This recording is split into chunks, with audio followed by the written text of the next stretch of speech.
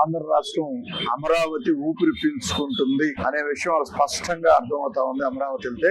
ఎందుకంటే ఇవాళ భారతదేశంలో ఉన్న ప్రధానమైన బ్యాంకులన్నీ కూడా ఇక్కడ కార్యాలయాలు శంకుస్థాపన చేయటం, అదే రకంగా విద్యా సంస్థలు ఇక్కడికి రావటం, అట్లాగే ఇవాళ సెక్రటరియట్లు కానీ ఇవన్నీ కూడా గవర్నమెంట్ కి సంబంధించిన ప్రభుత్వ సముదాయాలన్నింటినీ కూడా చంద్రబాబు నాయుడు గారు చాలా ప్లానింగ్ తో మరి రాబోయే రోజుల్లో రోడ్లన్నీ కూడా చక్కగా చాలా సుందరంగా, అంటే అంతర్జాతీయ స్థాయిలో ఇవాళ మన ఆంధ్ర రాష్ట్రంలో అమరావతికి రూపుదిద్దుకున్న విధానం చూస్తామంటే ఇవాళ కూటమి ప్రభుత్వం అనేది రావటం ఆంధ్ర రాష్ట్రం అమరావతికి ఎంతో అదృష్టం అనే విషయం స్పష్టంగా అర్థమవుతా ఉంది. కొంతమంది వైసీపీ ఏమంటున్నారంటే ఏదో అరకూర 2-3 బిల్డింగ్లు కట్టి ఏదో కట్టామని గ్రాఫిక్స్ చూపిస్తున్నారు, వాళ్ళు అక్కడ ఏం పనులు జరగట్లేదు అది ఇదని మాట్లాడుతున్నారు. వాళ్ళు పచ్చకామెర్లకు లోకం అంతా పచ్చగా ఉంటది అన్నట్టుగా అమరావతి గురించి అసలు వాళ్ళకి తెలిస్తే ఇవాళ వాళ్ళకి 11 సీట్లు వచ్చేవి కాదు. అమరావతిని వాళ్ళు అర్థం చేసుకున్నట్టయితే వాళ్ళకి 11 సీట్లు వచ్చేవి కాదు.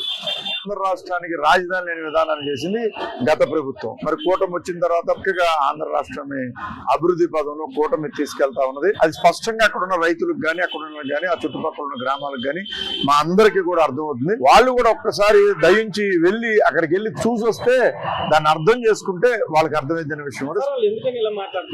మొరటోడికి మొగలుకు విలువ తెలియాలి కదా, అమరావతి విలువ వాళ్ళకి తెలియదు.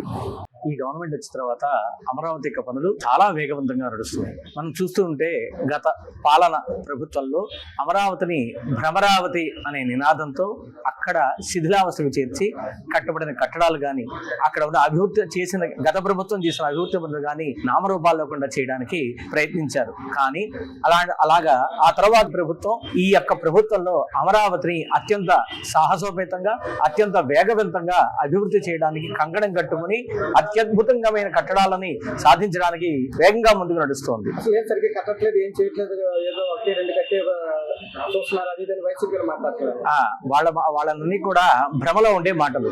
ప్రభుత్వం ఉంటే కేవలం కట్టడాలు ఒక్కటే కాదు, ప్రజాపాలన చూడాలి, అన్నీ చూసుకుంటూ కూడా సరైన దిశగా మళ్ళీ ఇంకొకసారి ఆ తప్పు జరగకూడదు అనే ఉద్దేశంతో సరైన దిశలో ఇప్పుడు ఏ విధంగా చేయాలో ఆ విధంగా పనులన్నీ కూడా చక్కగా చేస్తున్నారు. అమరావతి త్వరలోనే అత్యద్భుతమైన నగరంగా తీర్చిదిద్దుకోబోతోంది. ఈ గవర్నమెంట్ వచ్చిన తర్వాత రోడ్లన్నీ కూడా ముందుగా చాలా అద్భుతంగా అద్దాల్లా ఉన్నాయి. గత ప్రభుత్వంలో హైవే రోడ్లు తప్ప మిగతా ఏ రోడ్డు అయినా సరే చాలా గుంతలుగాను చాలా దరిద్రంగా గాను ఉండేవి. అలాంటిది ఈ గవర్నమెంట్ రాగానే ముందు రోడ్ల మీద దృష్టి పెట్టి యొక్క గతుకులమయమైన రోడ్లని చక్కగా అద్దాల్లా తీర్చిదిద్దారు.